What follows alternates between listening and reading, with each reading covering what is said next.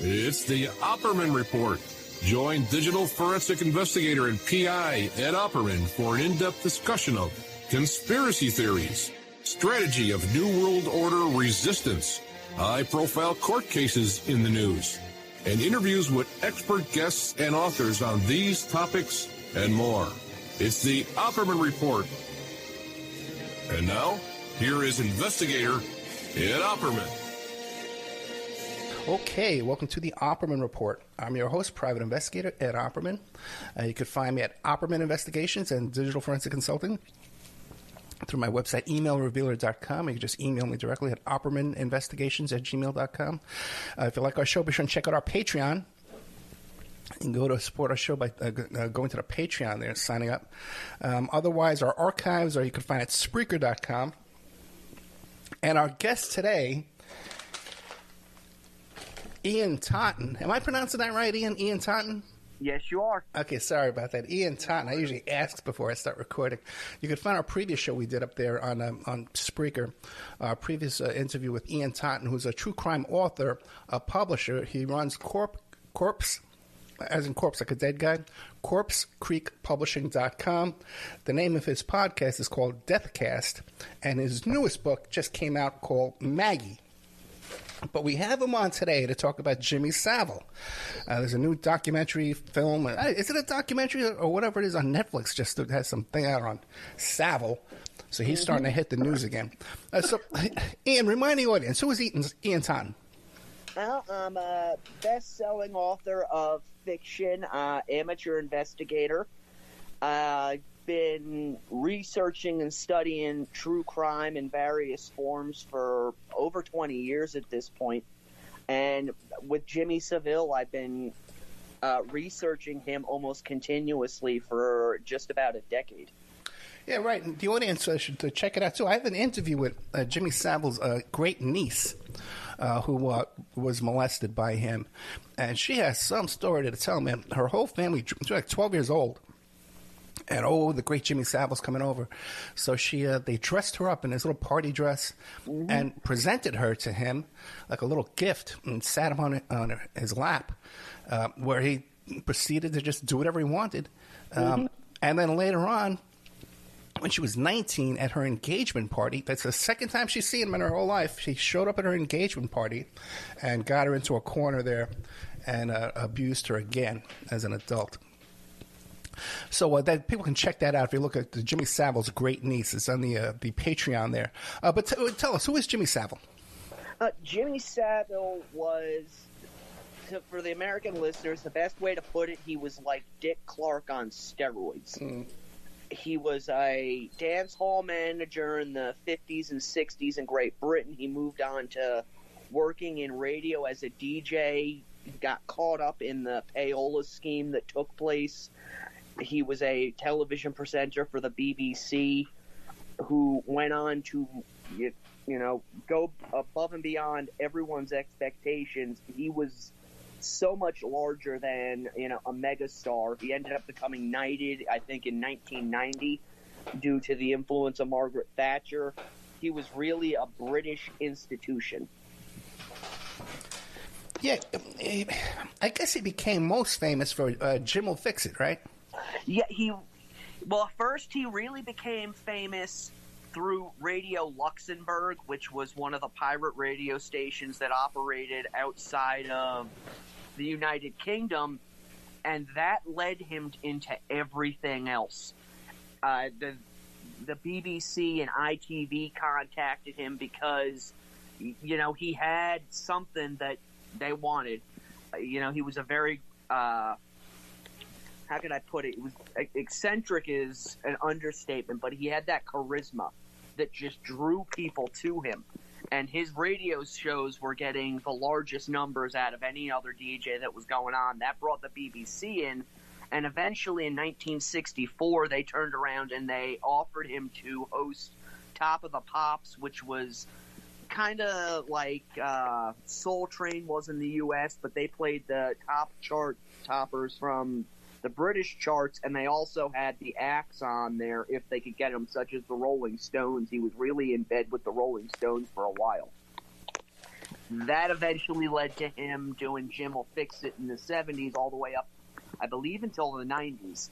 And that's what kind of cemented him as being Britain's uncle. Now, one of the bizarre things is his friendship with the royal family. How did that all begin and start? That began, I believe it was with Duke Mountbatten took notice of him in the early 1960s because of his various appearances on television shows and everything else. And Saville kind of worming his way into various hospitals and whatnot, even as far back as then in his career, he was pushing to be, in the whole charity circuit.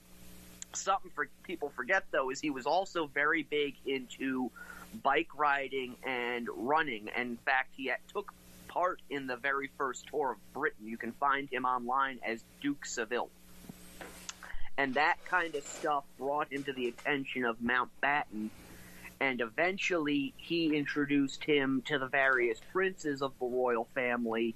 And Jimmy Saville was one of those people who he liked to coalesce power around himself, wherever it was. If he was in Scarsborough or if he was in London, he had teams of people around him who were powerful and influential, whether they be police officers or politicians, that, he's really insulating himself.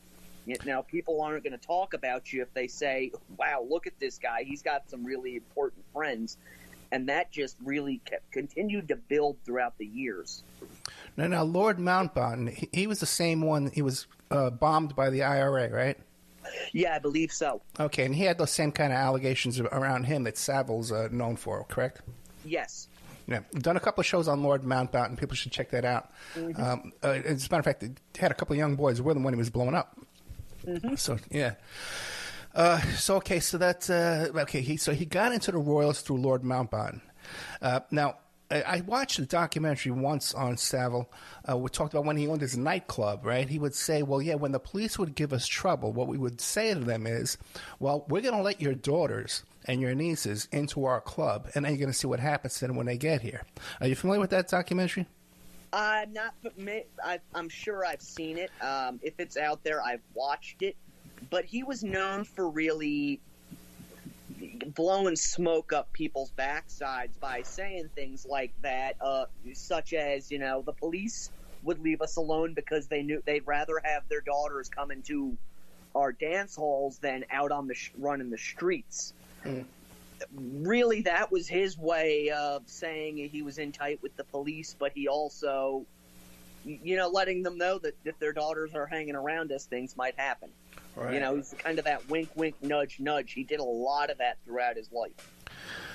I took that to mean sort of like an extortion threat against the police. Do you believe he had that kind of juice early on in his life? Oh, I do. He was in bed with a guy by the name of Bill Benny. He was a professional wrestler earlier in his life, and he ended up settling in Manchester, and by all accounts and every documentation I've ever seen, he was basically the godfather of Manchester. He was in bed with the Cray twins, and Saville was really his protege. So much so that when Benny died, Saville went right over to the apartment that he was living in and went through it, although nobody knows why he went over there or, if he took anything. That's interesting. Now, yeah. So Saville had serious organized crime connections too. Mm-hmm. Okay. Have you watched this Netflix documentary that's out? No, I haven't. Believe it or not, I've really been working hard on the series I've got on my show concerning him, making sure I've got all my facts straight and everything else. Right, because right now on Deathcast, your podcast that you could find on CorpseCreekPublishing.com, so right now you're doing a series on Saville. Yes, I am going almost year by year with him. I've done 3 or 4 episodes. I think I'm up to 1964. Okay, great. Then why don't you take us through the ones you've done so far? Well, Jimmy Saville was born October 31st, I believe it was 1934 or something along those lines, in Leeds. And he was born into a family that had nothing. He was the youngest, off the top of my head, I believe, of 7 children. And his mother was, from everything I've read, very protective and overbearing of him. She liked to tell the story that she was really his miracle baby because he almost died. And he turned her, she went and prayed to a patron saint of sick children, and the next day he was back. So right off the bat, he had this I'm better than you mindset going on. But his parents apparently also did a lot of work over at the old folks' home across the street from their house. And Saville liked to say that's where he got his taste for charity. My personal opinion on all of that is I have a feeling that something happened to him during those years, whether it involved a family member or one of the individuals living over at this old folks' home, where he was abused in some way, shape, or form. And that helped to distort his view of himself and as well as the world. Now, what about his relationship with his mother? Wasn't there something, too, like after her death, he kept all her clothes and he would wear her clothes? Yeah. Okay, what do you know about that? The Duchess, Agnes Saville. So, Saville's father was a bookkeeper for the mob. And he was also an accountant, and when he died in the early 1950s, Agnes Saville was basically left on her own. The other children were grown by this point. They went off and did their own things. So Saville, as he liked to say, at this point he had her all to himself. They had a very strange relationship, almost like they were dating, but they weren't dating, if that makes any sense. And he liked to tell the story of once he kind of had made it in the television industry, this is around 1964, he returned home one day to his childhood home and found his mother sitting there, no food in the pantry, sitting by an electric heater. And at that moment, he decided that she was basically going to be his life partner and that he was going to take care of her for the rest of his life. So he went out and bought her an apartment, what we would consider a penthouse. And he fawned over his mother to the point that she became part of the Jimmy Saville mythology, where he would turn around and anytime something major in his life happened, as opposed to bringing, another celebrity as a female or whatever, he would drag his mother along with him. And when she died in the 1970s, the story goes that he sat with her body for 2 full days by himself before they had the wakes and any of that. And then he made a big deal about the wakes. He sat by the coffin. He made a big deal about her funeral.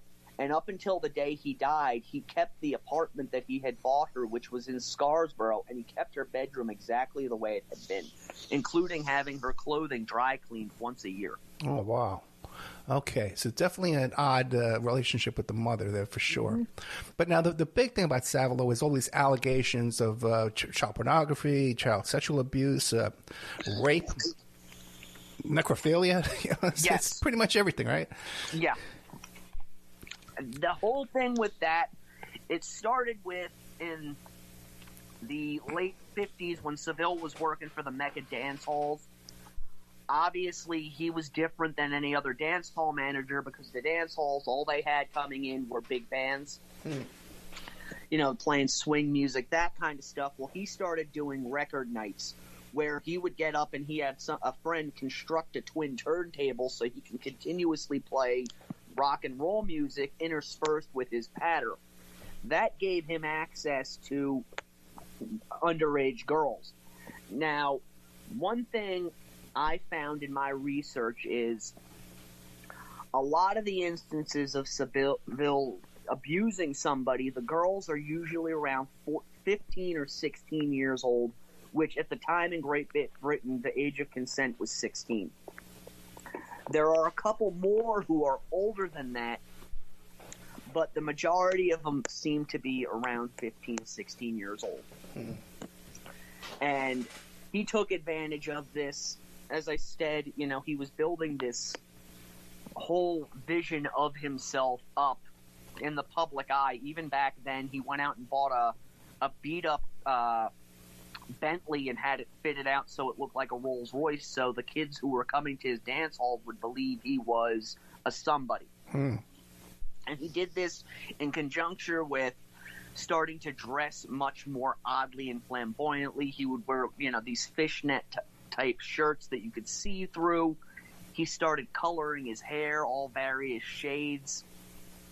Not just the blonde that he's known for, because originally Saville had jet black hair that he kept slicked back, almost like, a mafia thug.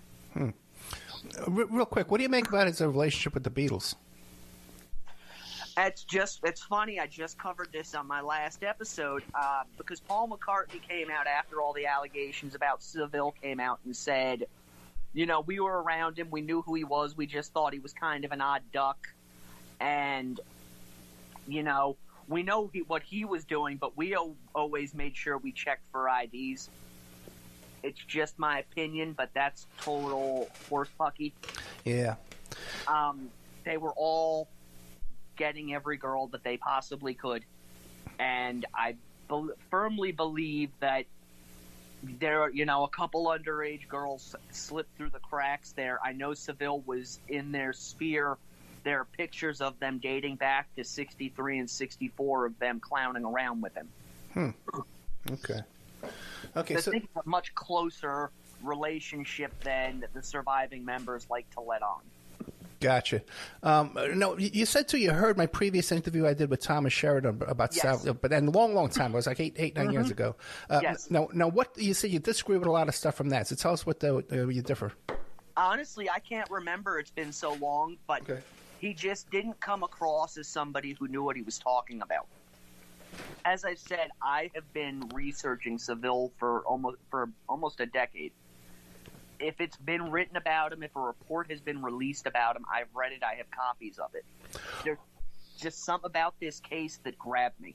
Gotcha. Now, what do you make of his relationship with this hospital, where he was allowed? It was a hospital. He had an office in there. Broadmoor State Mental Hospital, where the Yorkshire Ripper was kept. Yes. Yeah, right. What do you make of that, man?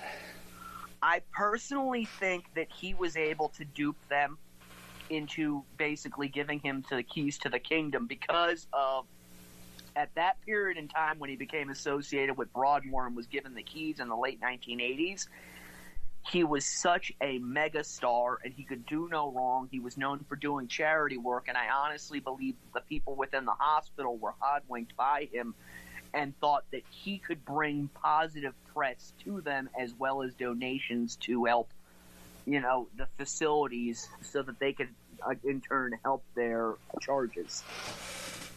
I have never read anything that I found to be credible about him abusing people in Broadmoor. Okay. However, it is known, and this is documented, that he had a camper van that he kept on site, that he was known to bring nurses and women from outside of Broadmoor into so that they could have relations. Gotcha. And you mentioned that the Yorkshire Ripper was committed to this hospital. Now, what was his relationship with the Yorkshire Ripper? Well, the Yorkshire Ripper and Jimmy Saville, it's actually kind of interesting, because when the Yorkshire Ripper was on his killing spree in the late 70s, early 1980s, he actually left 2 of the bodies within view of Jimmy Saville's apartment. All right. So much so that the Yorkshire police, and this only came out a few years ago, looked at Saville as a possible suspect in the Yorkshire Ripper murders, and they went so far as to take a dental impression of him. Saville was a very strange individual. He was very morbid. There's a very good possibility that he knew Peter Sutcliffe and that he was indeed involved in it, because he liked to involve himself in that type of situation because it made him appear to be a tougher individual to those he was trying to frighten. When he was in Broadmoor, he ended up striking up a friendship with Sutcliffe, which supposedly, arose out of nothing. Again, conjecture on my part, I believe that they probably did know each other beforehand, because both men were known to frequent prostitutes. And there's a famous photograph of this prize fighter, this champion boxer. Yeah, Bruno. Right. Frank Bruno. Yes. Who somehow was brought into this hospital to meet the Yorkshire Ripper. Mm-hmm. And Saville's just standing there with his arms folded, looking at the camera, and just looking at, like, look at this prize I brought you guys. Look at this, like, so proud of himself. Yeah, and that's what the hospital was looking for. They wanted that positive attention that Saville brought around, because every place he went, he brought positive attention, and that positive attention in turn, turned into dollars. Frank Bruno stated that he had no idea who it was he was going to meet. He was doing a publicity tour at the request of Saville. And after they left, Saville said, do you know who that was? And Bruno said, I have no idea. And when he learned that it was the Yorkshire Ripper that he had just met, he was incensed, which I can understand, because you're a big celebrity and somebody introduces you to a convicted killer without your knowledge. Right. So now, the white camper van that you mentioned, okay? Yes. Right. Now that's a big plays a big part in all this too, right? Yes, it does. Saville was really big into having camper vans. He had them all over the country in various campgrounds. He admitted to having one on the cliffs not far from his mother's apartment, for the specific purpose of he could take young women there and do what he wanted to do without his mother knowing about it. And he did this all throughout the country, into Ireland and Scotland even. He would have these camper vans. One famous story was he had become so famous that a small little resort town invited him to come out and basically be the master of ceremonies. And he requested no pay, but he wanted, I believe it was, 4 15-year-old girls of good virtue as his payment. And he brought along a friend of his with him.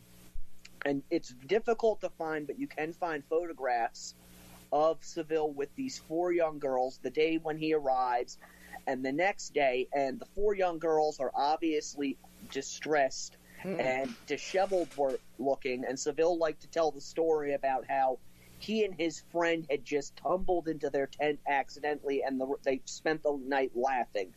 Well, you can read between the lines of what went on that evening. And he and his friend took advantage of these young girls. They're not going to say anything to anybody because he's obviously a big-time celebrity. Okay. And that's what he did. That's how he played it off throughout his entire career. He was pretty open about it without being open about it. Yeah, because there's actually YouTube videos of his Top of the Pops show, where he's groping these girls right there. It's off a camera view, but it's clear what's going on. Oh, yeah, you can see there's one, the blonde girl, she leaps up into the air, and as he's talking and laughing at the camera, this girl's squirming around trying to get away from him. Right. So now with these 4 teenage girls, these 15-year-old girls, they were procured somehow from their parents' homes. Do we know the backstory on any of this? According to Dan Davies, who wrote a book called In Plain Sight, they basically held a contest of who's going to get to spend the night with Jimmy Saville. So it was open. Yeah. It wasn't like something that they did in secret. And these girls' parents had, I believe, 5 originally won, but one of the girls' fathers said absolutely not, and the other 4 were allowed to go forward with it. So again, he was really open with the things he was doing. He's a celebrity, and the mindset back then, you got 16-year-old girls or whatever age it was they were, it's okay, it's not an issue. Might have been frowned upon in society, but so long as nobody made a stink about it, it wasn't an issue. Yeah, and back then in those days, in the music scene and TV and stuff like that, it was way more common. That kind of thing was, yeah. Now, there's this incredible video clip of Alan Alda from MASH. Mm-hmm. Okay, why don't you tell the audience about that? I'm trying to remember off the top of my head the exact clip. I've watched so much, but Alda is just flummoxed, and he looks slightly disturbed over the guy he's talking to, because he's just really openly talking about, his various adventures and dalliances with young women. Right. Alan Alda, like, at one point, he even looks directly at the camera. Yeah. Like, with this astonished face, like, get me the hell out of here, man. Yeah, who is this guy? I didn't sign up for this guy. Yeah. But, I tell you, that was really early on in Alan Alda's career. And you can kind of, Alan Alda, and you can, later on his association with, what's his name there, that little Woody Allen, Yes. I guess his tune changed over the years, and his willingness to put up with stuff. We're talking today to Ian Totten, who's a podcaster. Podcast is called Deathcast, and you can find that at his website because he's also a book publisher called Corpse Creek Publishing, and he's got a new book coming out right now called Maggie. Now you could find him on Twitter at Corpse Creek Publishing, and on Instagram at Ian Totten on Instagram. So, Ian, what about these rumors and allegations of Saville being involved in intelligence? Well, there is some evidence to support that. It's known that he was requested to come over to Israel at one period of time, and that while he was over in Israel, he met with both the prime minister, and I believe they have a parliament over there. Mm-hmm. Whatever their governing body is that's similar to our Congress, he met with them, and he later stated many years later that he had gone over there and met with them in order to attempt to broker peace talks with the Palestinians. And not long after he was over there, peace talks began. Fascinating. Now, what year was that? I want to say it was 78, but I could be mistaken on that because I don't have all my notes in front of me yet. Gotcha. Now, what about the allegations that he was involved in the occult? A lot of that came after his death, but during his death, during his life, he liked to talk about how he had the fascinating ability to hypnotize people, and that he had learned this ability at some point while living in Leeds. And he really realized he had it when he was in his late 20s, when he was talking to a group of young women, and they became hypnotized by what he was saying. And he realized that he could get them to do whatever he wanted. Whether that's true or not, we can't say because there's no definitive evidence pointing one way or the other. But I think the fact that he was able to so enthrall both the British people as well as everyone who came into the Mecca dance halls when he was running them speaks of, if it wasn't hypnotism, it was obviously, extreme charisma. I got to tell you, though, man, I've met a lot of hypnotists over the years. It's something I keep an eye out for. A lot of times you'll hear I'll be interviewing a guest, and I'll say, hey, you practice hypnosis? I can just tell. I can tell, what they're... Yeah, he was strange with all that stuff. He liked to flirt about it. He liked to show off his human eyeball rings. Right. I was going to get into that with you. But before we do, but the thing is, everybody I've ever known that was a hypnotist had a beautiful girlfriend, okay? Every single one. Mm-hmm. Okay, so there definitely is something to that. Now, dumpy looking guys. Right, exactly, right. Now, the rings. Okay, he had human eyeball rings. Now, there is an occult thing with that people can't see what you're doing because you have an eyeball seeing back at them. It prevents them from seeing what you're doing. Yes. Now, Saville claimed that he got these from the dead inside the morgues in the hospitals where he would work, specifically at Leeds General Infirmary. Yeah. He would go there and work night shift in the morgue. He enjoyed it. He constantly would talk about how there's something peaceful about being with a dead body when nobody else is around. That's where the stories of alleged necrophilia come from, is from the times he spent in the morgues. And he did state quite openly on numerous occasions that the rings that he had with human eyes in them, I believe even had a necklace, were from the glass eyes of people who were in the morgue. Now, keep in mind, this is a man who spent every Christmas day for like 20 years in a row, right? Mm-hmm. With Prince Charles and the Queen and Princess Di and all these characters. Man. Yep. At checkers with Margaret Thatcher during her entire reign. Just incredible. Just incredible. What a bunch of criminals that bunch is, man. Mm-hmm. And how do they get away with this? They're in power. Now, you said that I just did an interview with one of a woman who was a dancer in a couple of Elvis Presley films. And so now you're saying, though, but Saville had a relationship with Elvis Presley, too. Yes, Jimmy Saville was the first British disc jockey to come over to America. He actually went to Los Angeles where Elvis was filming a movie and presented him with a gold disc. And according to Saville himself, I've never heard anything from the Presley side, but according to Saville, he and Elvis hit it off right from the start. They had a lot of things in common. They had a lot of fun. And if you know anything about Elvis and Jimmy Saville, the only thing other than music and money that I could see that they would have in common is a predisposition for underage girls. Right. And it's known that, Elvis liked them young. I think Priscilla was 13 or so when Elvis started chasing her, and they spun that when she turned 18. They've been going out, but they haven't done anything yet. Any guy who's been in a relationship knows that's, baloney. Yeah, a lot of strange stuff with Elvis, too. Now you were saying something about a bunch of stories that you heard that were horrific stories. Concerning Saville? Yeah, you said something about 75% said stories, and then you said... Oh, yes.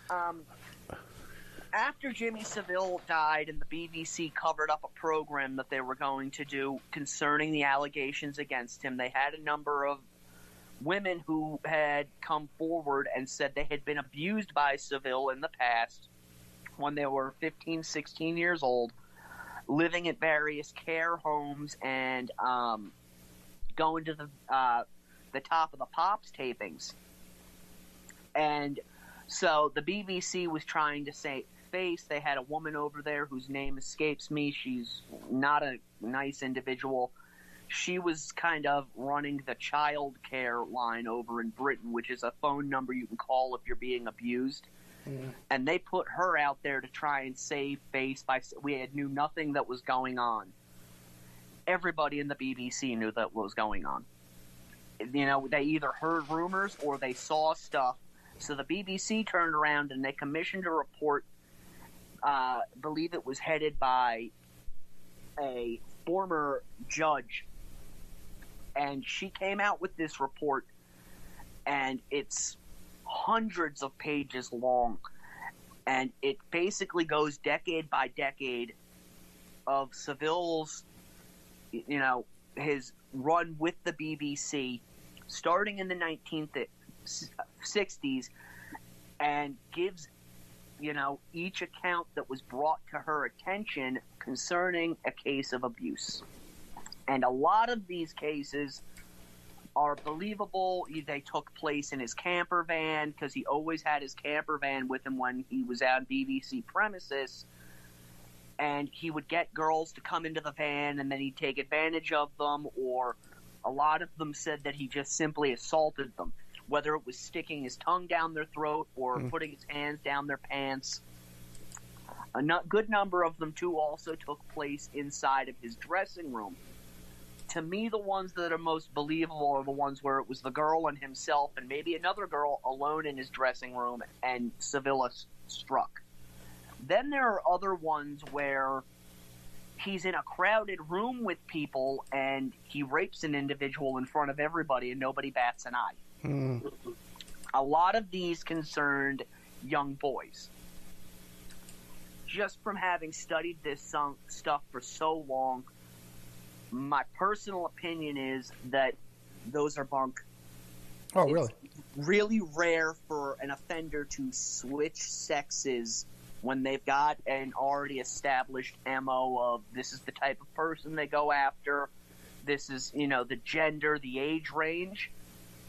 Somebody's going after 15, 16-year-olds, and the next thing you know, 3 lines down on this, in this report, he raped an 8-year-old boy in front of his uncle with, rock stars all around, and nobody did anything. And so there's a lot of that in those reports, and to me, it's just, it doesn't, there's no meat of truth to it. It just reminds me of the story of Harvey Weinstein raping that girl at the Golden Globes in the bathroom, the men's bathroom. Yes. You know, and everybody standing around applauding and cheering him on and all that crap. Then a couple of years later, they got the Me Too movement. Every speech up there is talking about this. Nobody mentions took place right there in their own bathroom. Yeah, and a lot of that stuff, there's a lot of that in the report. You know, that there's some references to that he was a closet homosexual. I've never come across anything in any way, shape, or form stating Jimmy Saville had any sexual inclination towards males. Okay, so you believe this report was a cover-up?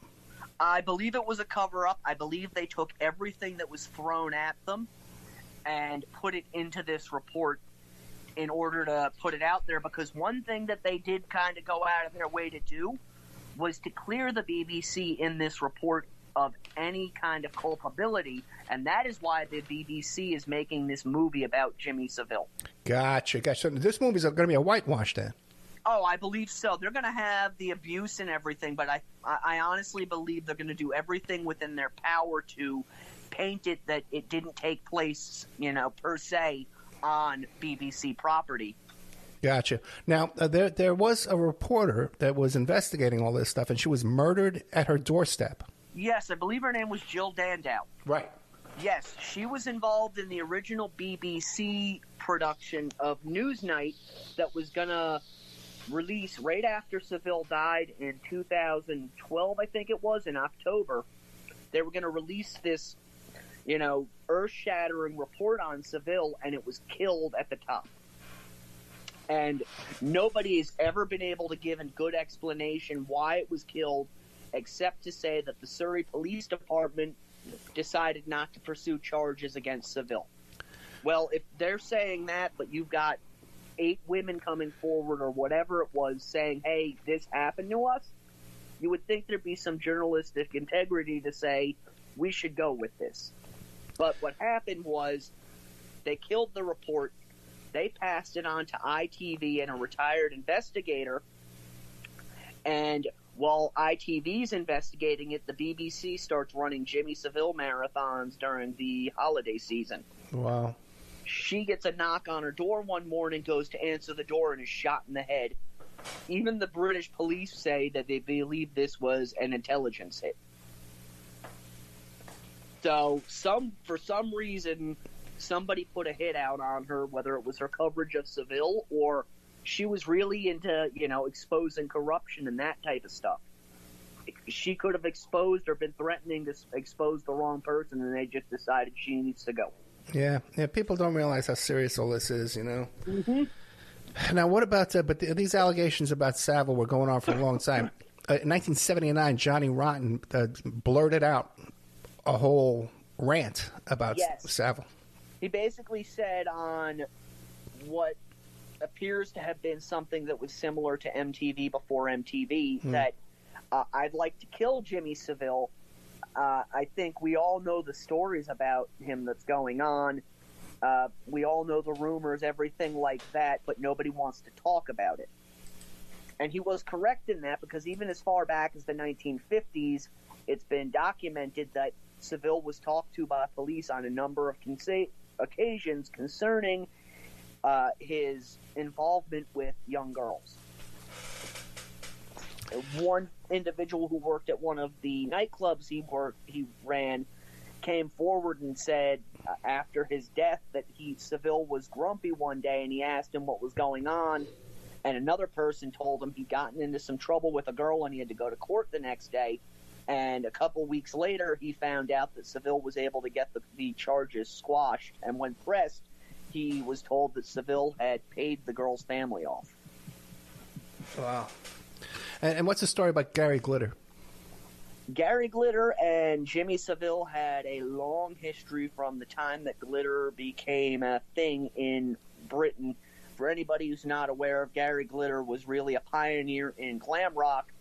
He was also an extremely prolific and horrific pedophile, so much so that the last I looked into him, he was still in prison.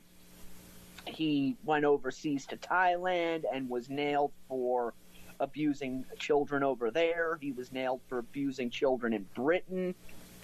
Saville and he had they had a really, close friendship that was guarded in secrecy, much like Saville's friendship with Rolf Harris, who was a musician and painter in Britain.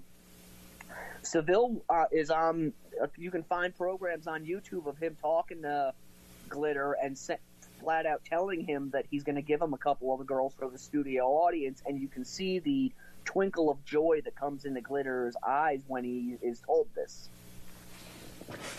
And Saville even went so far as to talk about Glitter by stating that who's to say he's a pedophile or not. He says he's not a pedophile, so that should be good enough for anybody. The same kind of doublespeak that Saville used when confronted with his own sexuality. Yeah. Also, too, Gary Glitter, there's another clip of him, too, where he's being interviewed, like on a panel. This is your life.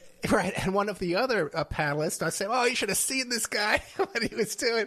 And Glitter's like waving him off. No, don't talk about that. Don't talk about that. Putting his hands up to his lips because he's afraid he's going to start talking about all the underage girls that he's going after and all the things he's done to them. Yeah. Yeah, fascinating stuff, man. Hey, real quick, because you said you have your new book coming out, Maggie. Yes. What's that going to be about? Maggie actually came out in November, right before I was, right after I was on the last time. Okay. It's really it's a supernatural crime thriller about a group of police officers in the 1930s in New Jersey who are trying to track down how this mysterious fire happened in a building in their town, but also what happened to the children who were inside the building and why nobody will talk about the children. Oh, that sounds fascinating. Was that any kind of based on real life, or it's totally fiction? It's totally made up. I mean, I took bits and pieces of some of the people's backstories from individuals that I've known throughout my life, but for the most part, it's entirely fictional. Let me ask you this. Now, back to Saville. Is there anything I haven't asked you that you think is really important for the audience to know? I think it's important for people to look at Saville, look at the times that he was most active in and realize that this was condoned by society. But at the same time, realize that anything that's coming out from a major news source such as the BBC is an attempt to distance themselves from him as much as humanly possible. Because he made them a lot of money, but now that he's dead and his name's been dragged through the mud, now they're just trying to capitalize on that name. And it seems like the BBC in general, like even like that guy from American Idol, Simon Cowell. Yeah, right, Simon Cowell. Yeah, he was friends with Saville. Oh, really? Because he paid the bail for some guy that was arrested for child pornography. If they've come out of Britain in the last 30 years, they were friends with Saville, only in passing. He knew everybody who was anybody that was worth knowing in Britain.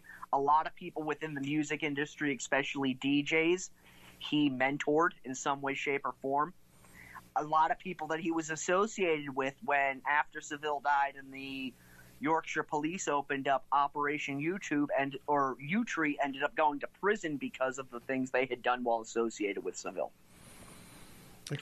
And there's no home videos or anything, Saville refused to own any type of recording device or computers, and when pressed on this, he said it throws the media people off because people like to throw a lot of salacious stories around about me, and you can't say that I'm doing these things if there's no evidence of it, basically. He told Louis Theroux, I believe his name is, the documentary filmmaker, he did a film called When Louis Met Jimmy. Right. He was asked about being a pedophile, and he says, how does anybody know if I am or not? I know I'm not. So it's obvious that this stuff was floating around, but he was such a master manipulator and showman, he was able to deflect himself from all of it. Wasn't there also some other suspicions, though, with the white van and other missing people and other deaths? I've never come across those in anything official documentation. I believe that he probably very well could have been involved with the Yorkshire Ripper. Right. There were stories of multiple vans being seen at crime scenes, either, fleeing the area or just in the area where an attack had occurred. But I've never come across anything that's verifiable to say, Saville was involved with this. The vans he were driving were like the conversion vans that were real big here in the 80s. Yeah. With the pop top and the bed in the back and the sink and the stove. Yeah. That's what he would drive around in Britain. They call those campers. And he didn't just have one. He probably had 13 or 14 of them at a given time stationed all throughout the UK. Yeah, that's seriously bizarre. That's really good. Yeah, well, he was also a very cheap and frugal man who basically saved every penny he could, and that was his reason that he gave for staying in campers. And what happened to his estate? Who inherited his estate? Some of it went to his relatives. The vast majority went to the charitable trust that he had created before he died. And when the allegations about Saville came out, these charities basically dissolved themselves and gave the money to other charities. Some of it was held with Saville's lawyers in case any lawsuits should be brought by past victims. Almost everything that he owned was auctioned off for charity. And some people have speculated that he did this as a last hurrah because he knew once he was dead that everything was going to come out of the woodwork. Yeah, he should assume that there would be a line of victims suing the estate, and it's hard to believe that there isn't. Well, Britain isn't the same as the United States. The majority of the charges against him come from the 60s and 70s. They peter out a little bit in the 80s. They peter out a little bit more in the 90s and then into the 2000s. It's really when he was in his 30s and 40s and building his name that the charges or that, all of his offenses are said to have mostly occurred. Gotcha. Okay, we're completely out of time. We've been talking to Ian Totten, and you can go back and find our previous interview we did with him on Spreaker, iHeart, iTunes. He's the president, I guess, of CorpseCreekPublishing.com, and you can go to Corpse Creek Publishing, and that's where you could find his podcast, which is called Deathcast. Does it come out any kind of particular order or particular day? Usually it's on Wednesdays with the Saville series. I've been putting them out on Sundays, and I'm keeping that because people are jumping all over this for some reason. Okay. My wife convinced me to do it, and people are just losing their minds over it. Okay, excellent. You want to hear more about Saville? Don't bother with Netflix. Go to Ian Totten, Corpse Creek Publishing. Thank you so much, my friend. Thank you for having me again, Ed. Good night.